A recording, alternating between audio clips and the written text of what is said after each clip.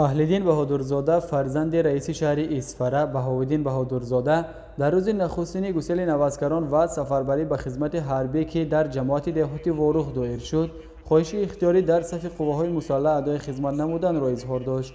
اهل‌دین بهادرزاده خط کرده دانشگاه ملی تاجیکستان فاکولته حقوق شناسی بوده، از جوانمردان است که با امر دل و وجدان خدمت وطن مادر را اختیار کرده است. موصوف میگوید او را حس وطندوستی، محبت و عهدهداری در نزد وطن به خدمت حربی وادار میکند، زیرا وطن قیمتترین تحفه تقدیر برای هر انسان است. کس تنها در وطن عزیز خویش به همه آرزو و امید نجیب خود میرسد. همه ما باید شکرگزار باشیم که چنین وطنی آباد و زیبا، آسوده و رو به رشد داریم و تمامی شرایط‌ها بهر رسیدن به قله‌های مراد برای جوانان مهیا است. در ادامه گزارش برآمد این جوان شجاع وطن را تماشا کنید.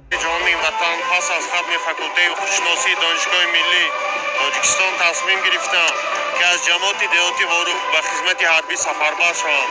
زخم خود را در حمایه مرز بومی اجدادی گذارم، زیرا برای من از وروح رفته خدمت کردن نه تنها عهدهداری شهروندی بلکه مسئولیت و افتخار است.